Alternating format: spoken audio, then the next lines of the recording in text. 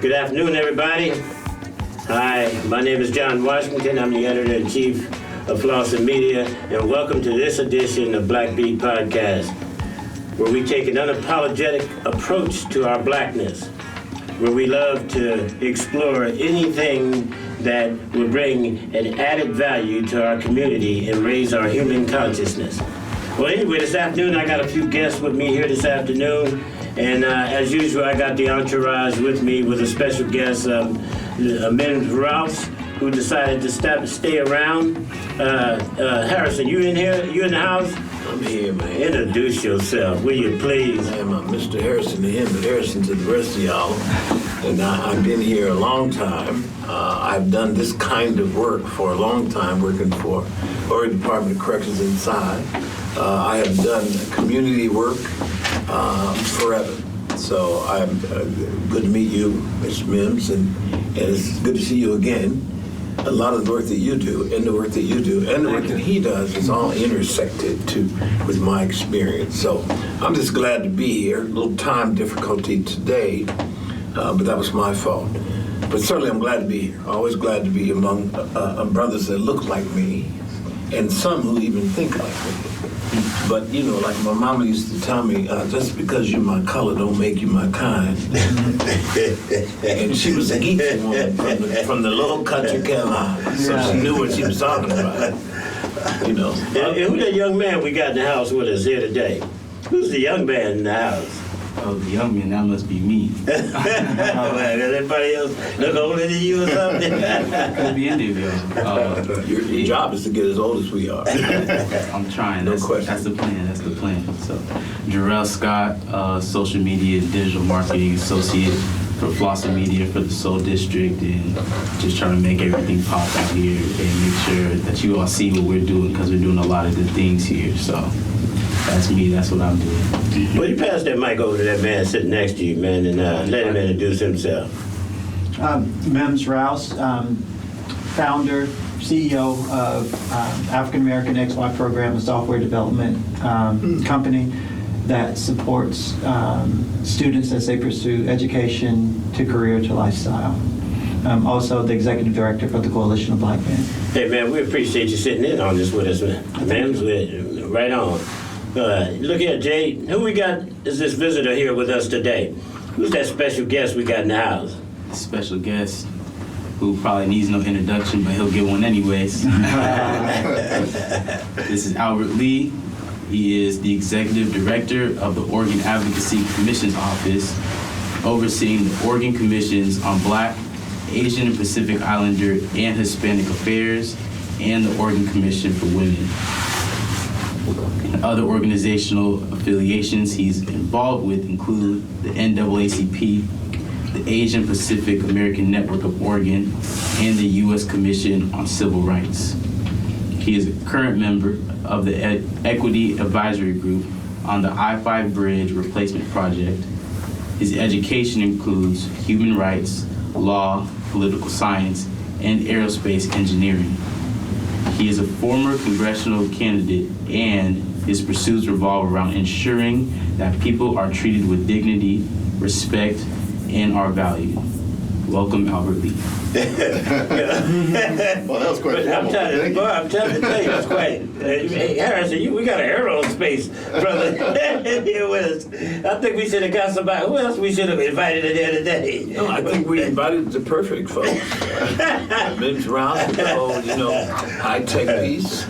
Ronald's not in there, is he? Ron in here. Ron, he got his ear pretty close to the grind on this one, I'm sure. So Mr. Albert Lee, man, we appreciate you stopping in the house, man. Tell us a little bit about, come on, man, all that introduction. What are you doing these days, man, with this special titles? You got all these interesting titles. Our little agency is here to support the Commission on Black Affairs, the Commission on Asian Pacific Islander Affairs, Commission on Hispanic Affairs, and the Commission for Women.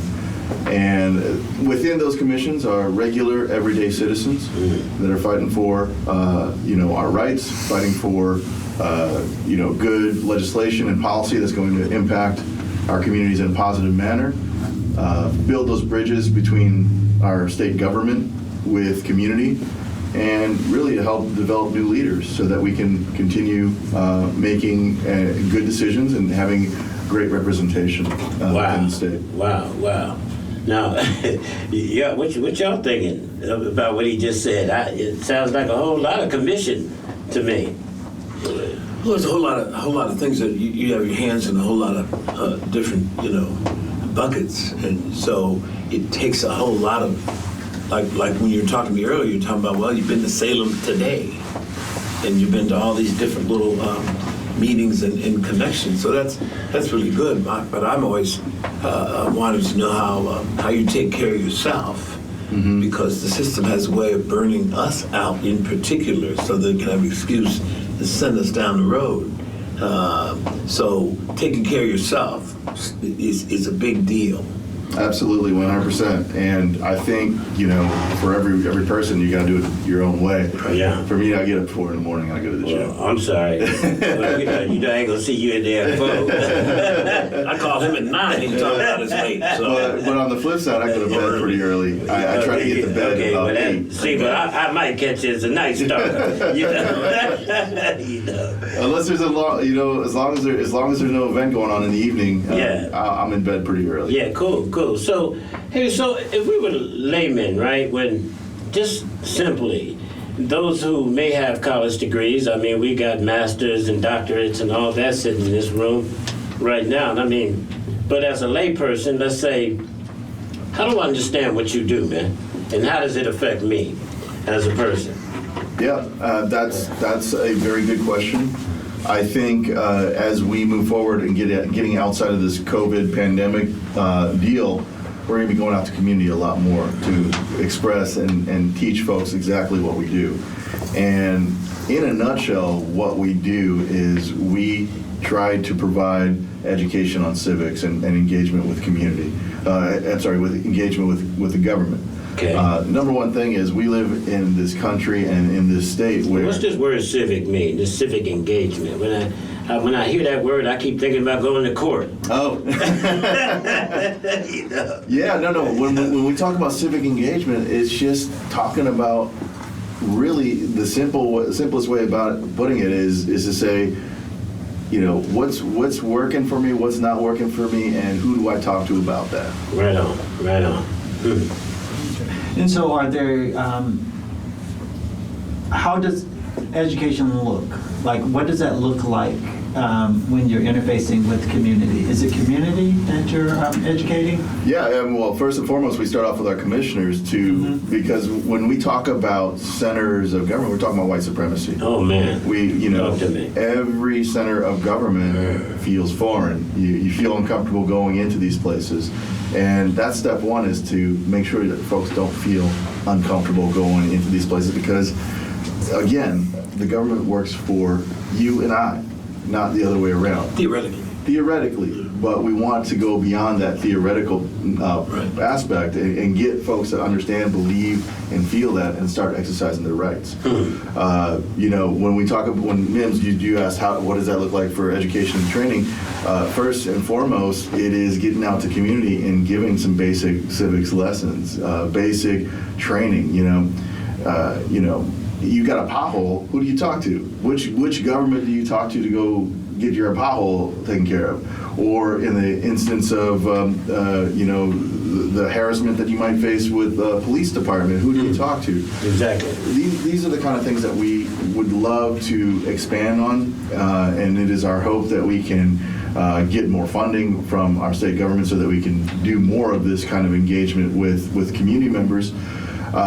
Ultimately, we want to have to build up the confidence of community to say, hey, I'm allowed to do this. This is something that I can do. This is something that I want to do. And honestly, we get cynical when we talk about politicians. We get cynical when we talk about our representatives. The reality because it's a cynical business. Well, the reality is our representatives are regular, everyday folks also.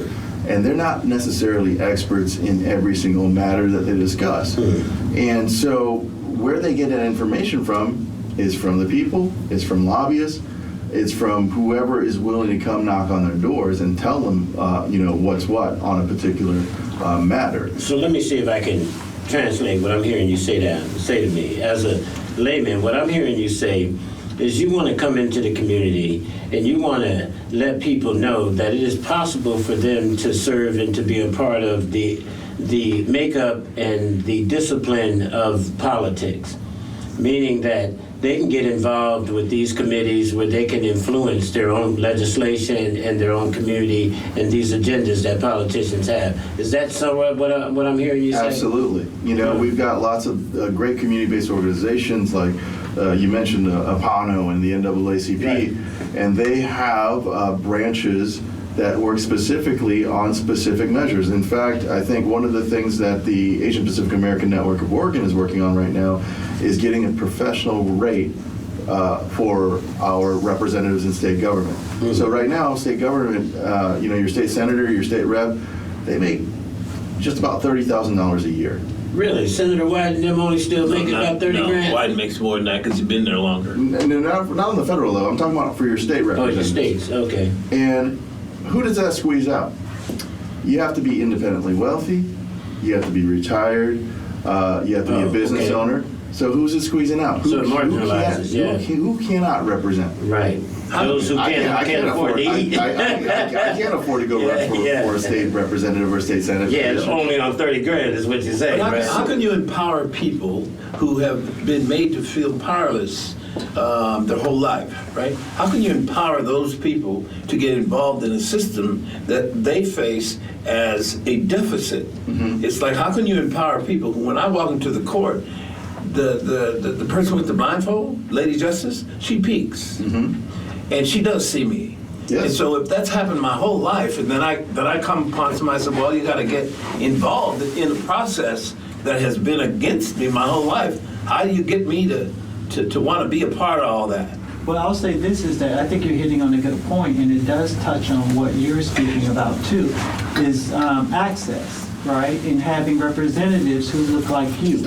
So if I, who might have your heart, right, and willing to do the work, if I know that this role is only paying $30,000, I'm not going to quit my corporate job to fill that role. I'm not going to quit my regular job. Pays more than that. Yeah.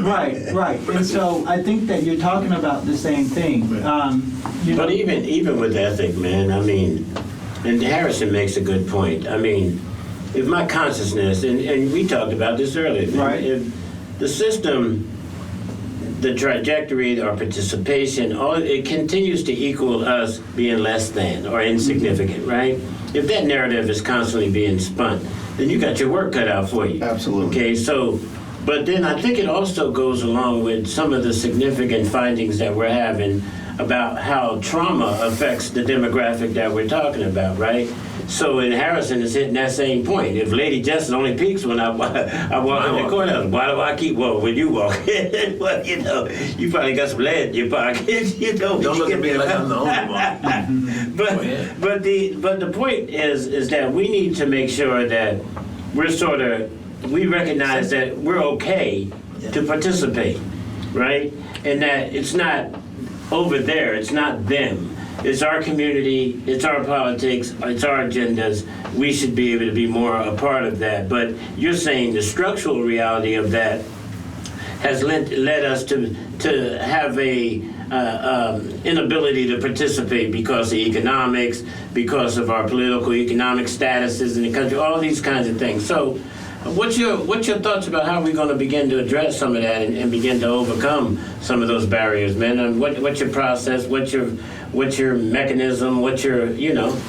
Yeah, I mean, you mentioned so many things that are really important. I mean, when we talk about the creation of the state, the first thing was we had colonizers come in and displace the folks that were living here already.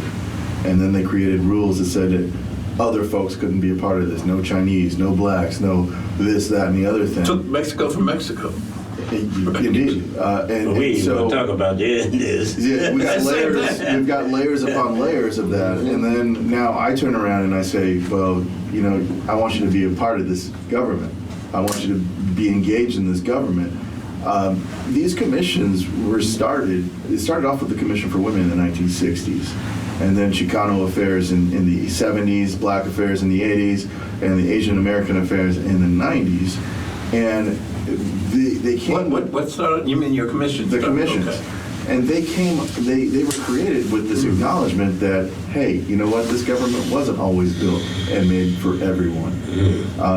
And so this was a first step to try to open up and get folks involved within their government. And, you know, when we look at the demographics of the state, it was 97% white in the 1970s. We're down to about 70% white now. Wow. This year, within the state legislature, we have the most Vietnamese representatives in the entire country. And California has the highest Vietnamese population, followed by, I think, Louisiana. But we have 5 representatives within Oregon State Legislature. 5 out of 60 seats are held by Vietnamese reps. Wow. We have several seats that are held by Black reps. We're starting to diversify the legislature. How many held by Black? Off the top of my head, I can tell you there's Rep.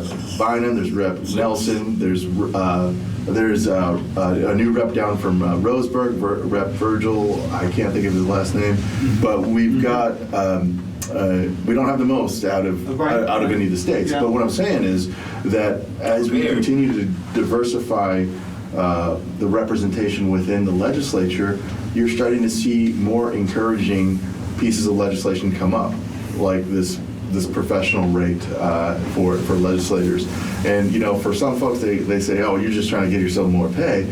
But the reality is, if we want to continue to diversify the legislature, you need to have a living wage for folks so that they can actually stand to represent their communities. Everybody else has it. Why are we saying, well, why don't we? We need to have it as well.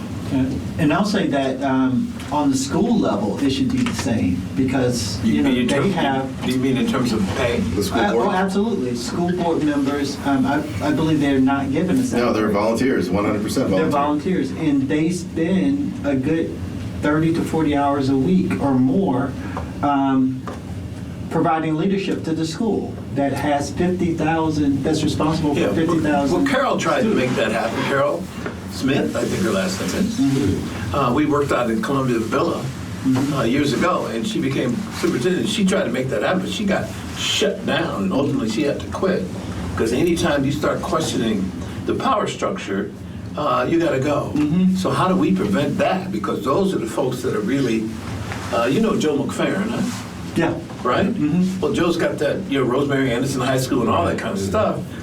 He has survived basically because of his ingenuity and because of Rosemary Anderson, who was just a strong woman. Mm-hmm. But that's an exception rather than the rule. Mm-hmm. That's why there's only POIC and not alternative schools that are similar, at least not 1 or 2 others, but not anymore. Hey man, what are some of your obstacles you're seeing to your job?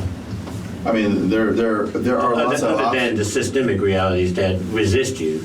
In terms of the community you're trying to impact, what are you seeing some of your difficulties in terms of?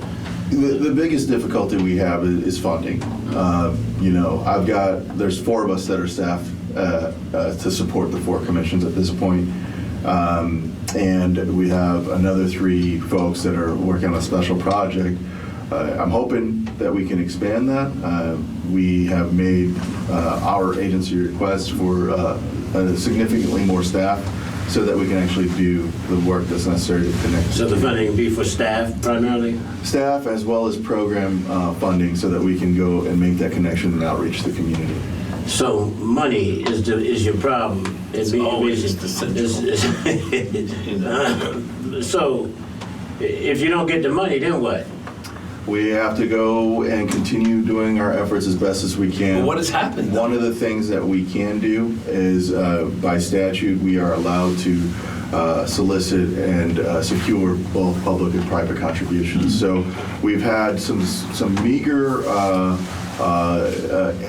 contributions. We have had some contributions from some good folks like. You're a 501c3? Yes, we're a nonprofit, and so we can take in contributions. Each of the commissions have their own donation links, but honestly, we want to reach and have partnership with, all of those folks that have been able to benefit from community, to have them come and and repay and to provide something back to community. So we're looking at corporations, we're looking at banks and credit unions and the like, as well as folks that are interested in supporting the cause, because we firmly believe that the best way to strengthen the democracy is to have full participation. Yeah, man. Yeah, but that's been this country's issue from the beginning, and then you decide to take this undertaking on. What is your predecessor's experience in the past, and how long has this opportunity been around, your job, and people doing what you do? Okay. Yeah, I mean, we've had good, strong folks that have tried and moved the ball forward. Mm-hmm. I come from the Army. I'm an infantryman from Yeah. back in the day. And, and much like in football, as in war, it's a game of inches. Shut them down. And so, what looks like not a whole lot of progress is a bit of progress. We are fighting and we're pushing forward. If we can get a boost and we can get that pass and make that 10 or 15 yards, that's great. But we'll continue to grab for inches. And move it forward. Strong spirit, man. I mean, because it takes cats like you that got that kind of commitment, man, to be able to move these difficult agendas along. And so we've identified one issue is around finance, economics. You need something? And on that, right, the finance part, but what about the type of politicians, man, we're getting these days, man? What about this corruption in politics, man? How does this hamper your job? I mean, you got all kinds of issues with politicians, man, phony, fake, good, not good. How do you determine, how to lay this land, man, with what we're dealing with these days? We've got lots of good folks that are coming into the state legislature, to state government, and into politics in general. I think recently, as we're starting to see a lot more folks take the courage to stand up. I stood up at one point to run for office myself, and not all of us make it through that way. But for those that do, they have it with the best intentions, and we continue to focus on those that we believe have the best interest in community at heart, and we try to find the best partnerships between them and community. And again, when you're looking at the commissions, there's 4 areas. There's advocacy on the things that are going to provide positive impact to community. There's public policy research. So like the Commission on Black Affairs just did the bias and hate incident report, where lo and behold, who gets the most bias and hate incidents? Black folks. So we've got that, but we not only highlight that information, but we also provide the information on who you go to for assistance and aid. We are looking at leadership development, and again, we need to have and develop good, strong leaders. We're looking to find partnerships to put together some leadership programs, not only within politics and within government, but within regular private employment. How do you avoid, though, folks like George Santos? How do you avoid people who blatantly lie, do like the president, that the president used to do? Just lie and call it the truth. To your face. And that happens. Who you believe? Your lying ass eyes. Right? It is. We've seen a trend recently that is just appalling. And I don't know what else to say about that. There's so many different theories out there as to where we get this rise, everything from the proliferation of social media to just people realizing that you can say things and get away with it. Well, you know what the origin of the problems are, but what do you do about when the problems are manifested? What do you do about somebody who believes in space aliens, but they're head of the commission, on Black Affairs, on Black Affairs, on the Intelligence Commission, that kind of thing. Everything that happens, federally really happens locally. Locally is where all the push is, like right now. But how do you, if your agency doesn't have much funding, it's not by accident that it doesn't. It could have, but it's just the way that the system works. White supremacy generally is not going to readily admit what it does, because it does what it does without doing anything. It is what it is. That's why the system goes. How do you avoid getting burned out? Because you don't, to get to where you are now, you've ran up against wall after wall after wall, but you stay at it. And the system says, well, we'll give him a few more things and then we can let him go because he's been burned out. It's kind of funny, but it's kind of not. I mean, we always work, always. Did you know there's a new national broadband map? You can learn more about the internet services available in your area and help improve the maps by visiting broadbandmap.fcc.gov. Again, that's broadbandmap.fcc.gov. Yeah, but I'll say this, going back to your statement, your statement about the lying. It's permissible now because all things are permissible due to Now? Obama. Mm-hmm. It started off as a lie. It did. But it became more visible and more Recently. Due to Obama becoming president. In part. That took, I would say in whole. I don't know. White folks kind of, anyway, go ahead. Right, because when he became president, a lot of white supremacists, he opened a lot of their eyes because they didn't think that they could have a black president. And so all things go back on the table when that happens, including the lies. Well, even Obama himself was talking after he got elected. He was talking to the senators or the folks that voted against him. How is the weather in hell? Because they said it would be a cold day in hell before a president that would be in your absolutely. You know what I mean? He was a complete surprise to them. In becoming president, there was a white supremacist reaction to it, and that still has a rippling effect. Oh, absolutely. And so, and that woke up a lot of white supremacists to vote, right? To Absolutely. seek I mean, office. the birther thing came from that, right? Right. To You weren't seek born here. office. What was that one? Those groups of 4 commissions, 50s. groups of people who, they came into being as Obama became president. They started having That Tea Party people? the Tea Parties, right? We had never heard of a Tea Partier before Well, Obama. now you got a Republican Party. Same thing. Right. I mean, but now it's becoming popular, right? Well, I mean, I'll jump in right there. Yeah. So, Tea Party is an example of what happens when you can get people to come together. Interesting.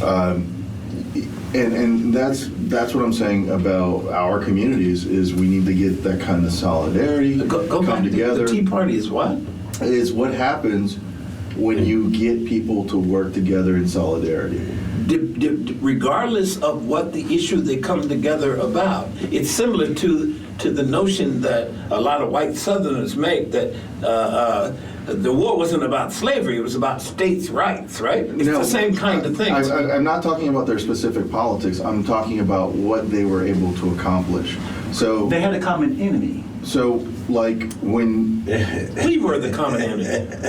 But what I'm saying is you can do the same thing within your own communities if you can build up. Right. On a positive note. Yeah. If there's a narrative that brings us together. But one of the difficulties, and I don't know if, again, I don't want to necessarily add salt to this wound. Yes, you do. You're salty. Well, but I mean, it's a point that constantly keeps, is how do you get a people to come together that would simply historically refuse to do so? Right. Under some of these agendas. And so, I mean, and it's waning even through generational.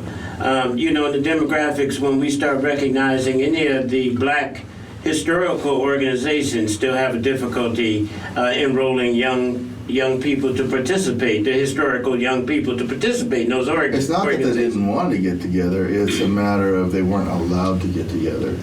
When you couldn't congregate more than 4 black folks together in one place, by law, that was a way to dismantle that solidarity and that power. But that was back in the day. But we've always been able to do this. And if we adopted that behavior, then how do we, and so this is what leads me back to my work today, and how do we begin to address the underlying trauma that creates that resistance to our advancement? Through education. Okay, and it's education. So you believe it's linear. I believe that one of our objectives is to provide the education. So you believe it's linear. So you believe it starts in the mind first. Is what I'm hearing you say. Is that I think it starts more than that. He's saying that, but he's saying more than that. It's for some it starts in the mind. For others, it starts in the heart. For others, it can be a combination. I think that it's a very complex problem that needs to be attacked in multiple fashions, in multiple methods.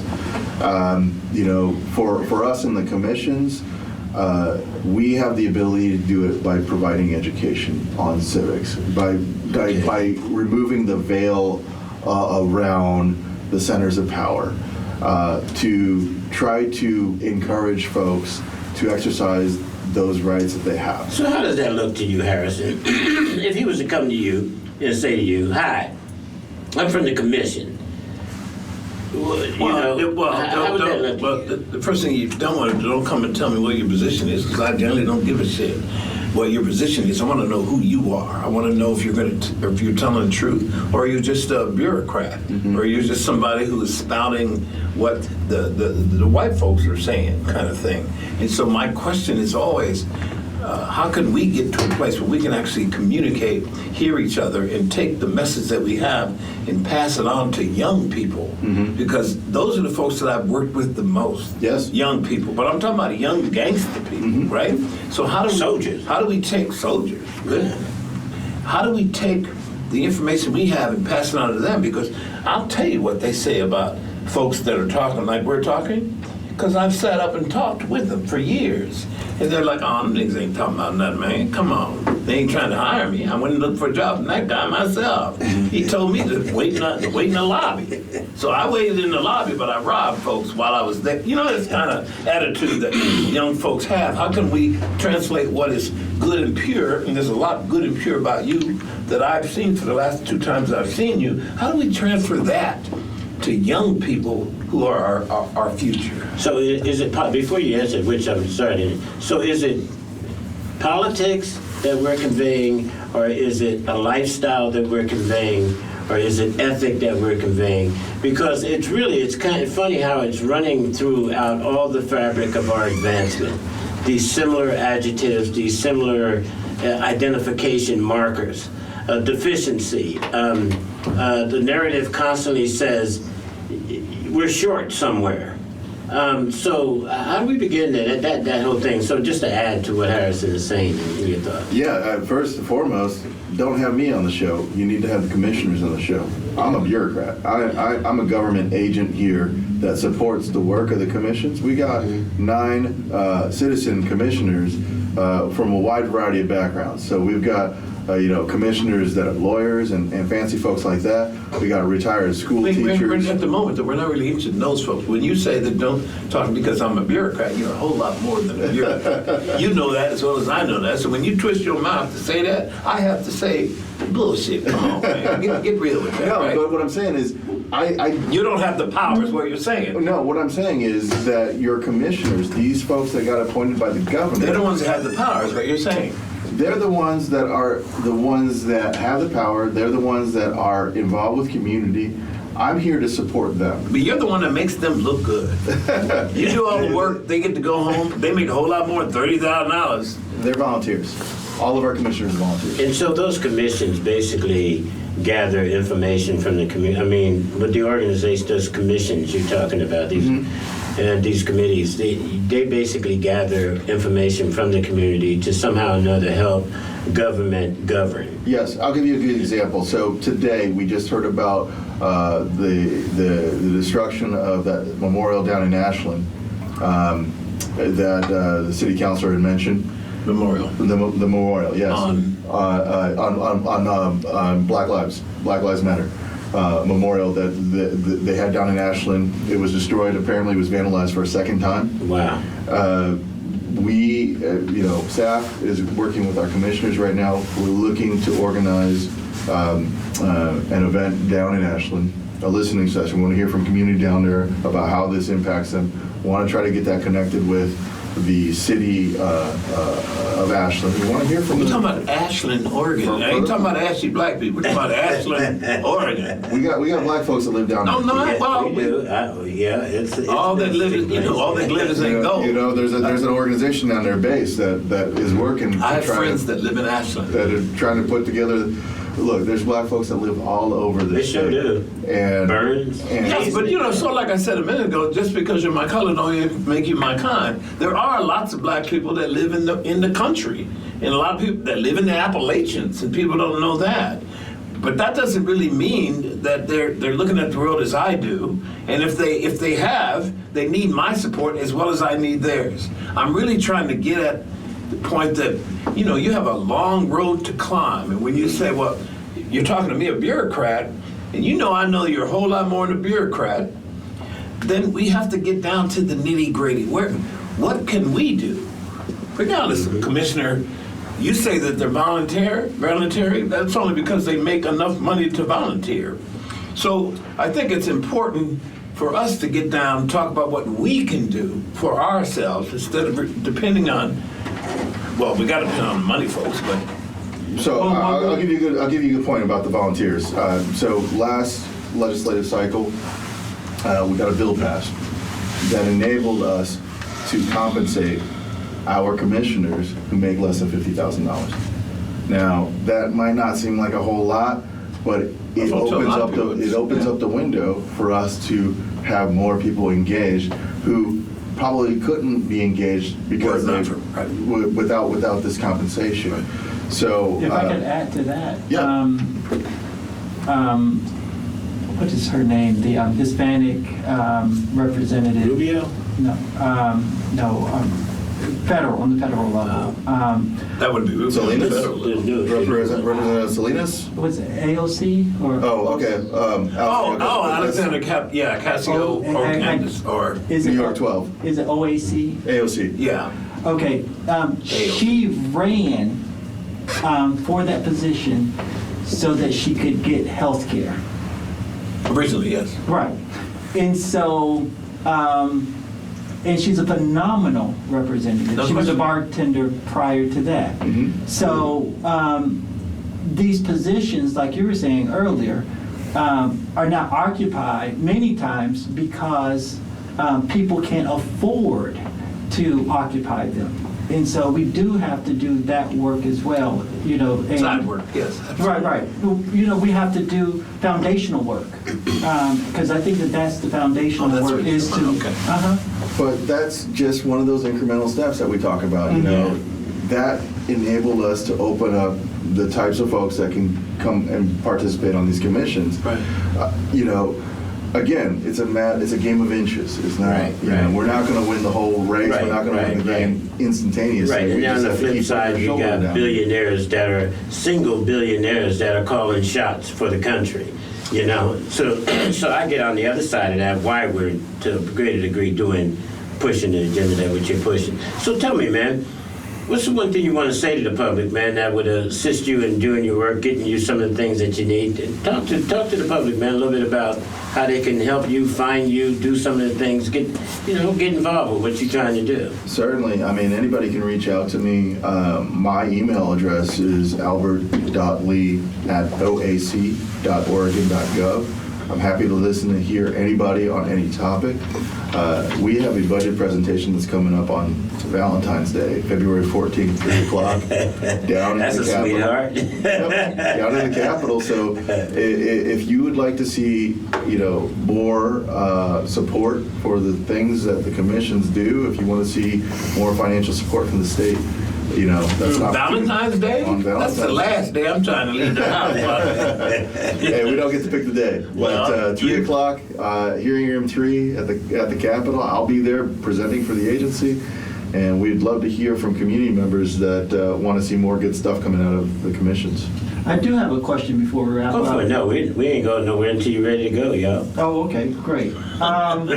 So, my passion is African American. I'm focused on the African American community. What are some of the, and I also know that people, they typically, bring people together around issues, issues that affect many times their daily lives. So what are some of the goals that, one or two goals that the commission has that would affect African American lives? Certainly, you need to have our Vice Chair Silky Booker here. He would tell you a whole lot more than I can. Okay. But in alignment with your organization, Coalition of Black Men, we want to see more black men running for office. We want to see more black men in seats of leadership. We want to see more black women running for office. We want to see more black women in seats of leadership. We would love. When you say seats of leadership, are you saying in within anything, government? in government, Okay. in business. Okay. Community, you don't need to stop there. You need to keep on running. Indeed. And so we, each of the commissions is always looking for our community-based organizations and others to align with to try to develop some of these programs. Because, I think one of the biggest things that stops us are the boundaries that we put on ourselves. And when we can look beyond that, when we can say, and when we can picture and imagine ourselves in different positions, we can achieve that. Yeah. Well, that's for some folks that has been achieved. I was talking in our meeting yesterday about Senator Margaret Carter. Her daughter and I have been friends for like 20 years, and she's someone who she's turned 87, but she looks like she's 57. And she has lots and lots of experience on how to be successful in the viper pit that is politics in Oregon. And she survived for a long time. So those kinds of people are always very, very interesting to me. But how do you get to, because she's an exception that proves the rule more than anything. That's how many black senators in the country, much less in Oregon, that have made it that long? But for Margaret Carter, but for those that came before us, that we wouldn't have, the Senator Mannings, the Senator Fredericks, the Representative Bynum, Representative Nelson. We wouldn't have those folks in there. And in her day, it was a lot more hostile than it is today. Oh, absolutely. Come on, man, but push the button, though, man. I'm still looking for you to push the button to make the call to action. I mean, what is it that makes these people come forward for you on your behalf, man? What's the call? Because I know, will the real soldiers please stand up? Kind of thing. You know what I'm saying? What's the call for this? I mean, because it's real clear that we're in a desperate situation. We're in a dog fight in this politic reality, that pit, And so, if you had to muster up something other than the political agenda and the money, what would be the heart call that you would call to us to say to people who are in our position, man, that they need to wake up and get busy? Here's the thing. I mean, the reality is, when you look, and I'm just looking specifically at state government, we've got a state budget of over $100 billion. The discretionary budget is around $29 billion. Now you're talking about some numbers now. Okay. $29 billion. And discretionary. That's the discretionary. I can do what I want. So that's how we fund the different agencies. That's how we fund the different policies and whatnot. If you want your cut of that pie, you need to talk about it. You need to speak up. You need to stand up, and you need to reach out. And that is the thing that we want to explain to folks, is that it's up for grabs. The squeaky wheel gets the grease. The reality is, if you want something for your community, you got to voice it. You got to let folks know, the folks that are in power. And I'm tired of making all these efforts over the years, and every time I make an effort upwards, I get pushed down. One step forward, two steps back. One step forward, 5 steps back. But I've always been told, well, you got to do this, you got to do that. I've been doing that shit all my whole time here in Oregon, and I've been here since 1980, off and on, right? And so I know lots of those folks who have given up. Harrison, let me ask you this: 1980. The eruption. Yeah. It's 2023. Would you rather be in 1980 Oregon, or would you rather be in 2023 Oregon? Oh, that's an easy one. Well, not for me, it's not. Well, that's okay. I was alive, both of them. That was what was important, surviving. And of course, I'd rather be alive now, because nobody I know want to just be dead. But what I'm So I saying, know exactly what you're saying. Yes, I would rather be, but the progress is so slow. Sometimes I can't even recognize it. Sometimes I think that I'm sitting here in Columbia Villa in 1988. You know, when Mary Winston got shot and I went to work there. Sometimes I think I'm still there because a lot of stuff hasn't changed. Well, I'll say this is that we just haven't reached, I think, a critical point, right? So Really? the question is, okay, would you rather be in 1,000-degree weather or 500-degree weather? Neither one, they both kill my ass. Right. I mean, absolutely, right? Well, so go ahead, man. right, and so to a certain degree, I think we're asking maybe not the right question. And so for me, I would love to see the commission do the work of identifying viable candidates and supporting them if that's within its power. Because, you know, time and time again, we know that people who win elections are the ones who are charismatic, who can speak simply to their base. And I think that there needs to be a hunt for those individuals who can be molded and supported to step forward as leaders.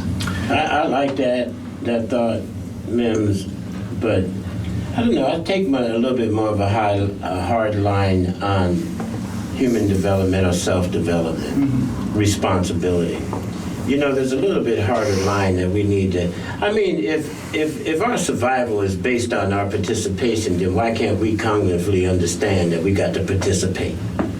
And so I'm meaning that if we recognize that our survival is rooted in our ability to influence our government, then why ain't we selling that as a household reality? Just like water is important for us to drink, okay? And so that we as a community need to somehow take responsibility for some of those things too. We need to advocate on the behalf of ethic at times, you know? And that we need to recognize that our community engagement, our community responsibility is to participate in our government. So I don't know how that messaging has gotten skewed over the years, or we don't take that on as an initiative ourselves, but I do think we should take on some of that responsibility ourselves as a community. Well, I think that it's a big ask to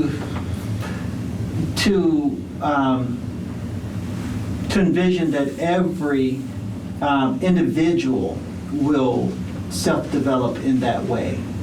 Typically what happens is you have an icon who comes along, who does the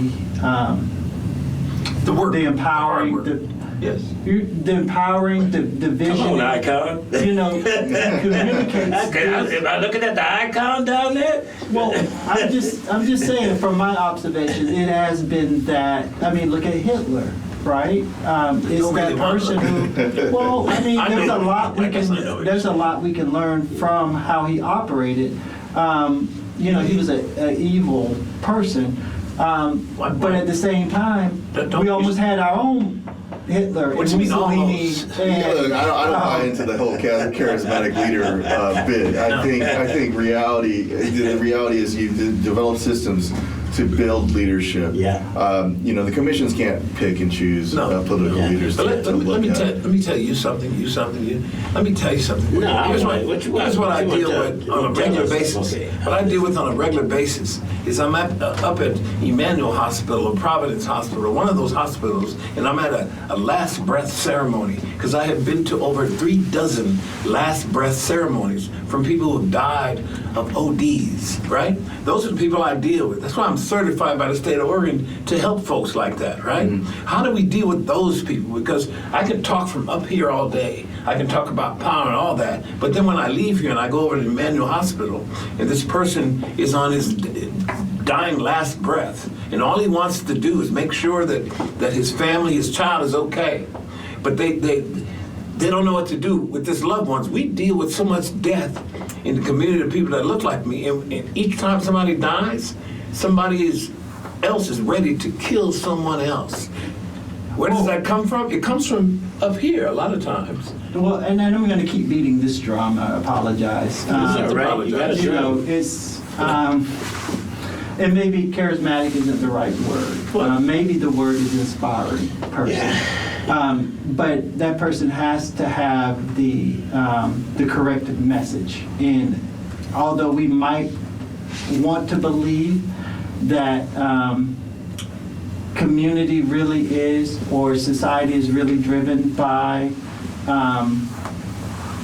large groups of people, that's not reality. The reality is that typically it is one or two individuals from within a community who dictates how that community will react. And they're the ones who empower this individual. What if you have an individual Mm-hmm. who has that charisma, Mm-hmm. or who has that inspirational voice, Uh-huh. but along with those two things, Right. he or she still has been thrown away because they now, or have had for many years, a felony rap.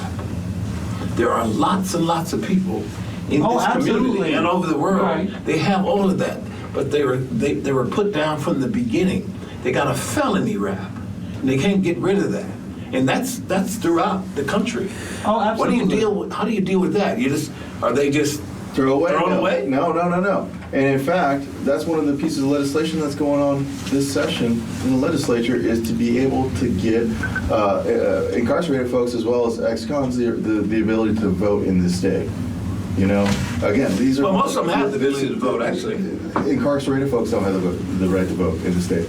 You know, Really? they get counted. They get counted for where they're housed in the rural areas, but they don't get to vote. The census, yeah. And so again, this is one of those incremental steps. We're trying to move the ball forward by the inch. When you talk about, you know, these last rights that you're last breath. last breath Yeah. situations, you know, that is the end product of the destruction of our communities. It is the end product of the destruction of our educational system. And the strengthening of white supremacy. And so what we're doing to combat that is to try to rebuild those structures that were dismantled, and at the same time oppose those structures that continue to harm community.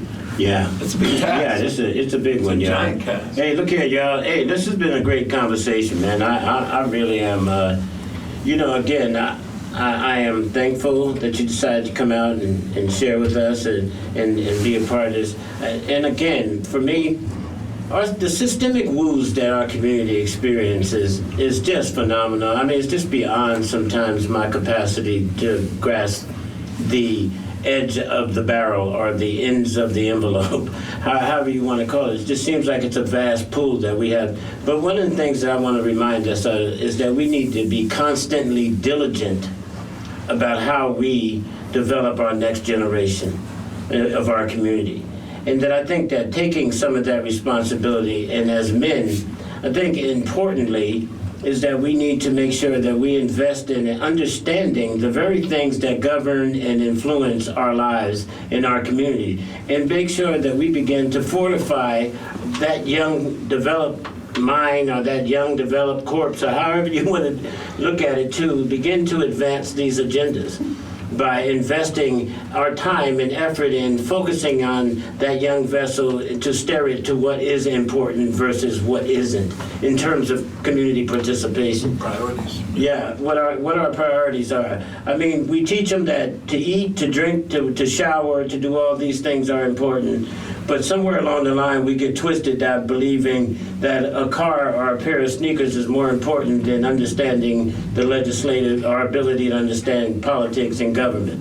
So I think, and maybe that's education, maybe that's our family, maybe it's a number of things, but I think for right now, it's us each individually taking one, teaching one, and reaching one. Hey, listen, y'all, I appreciate y'all participating with this episode of Black Beat.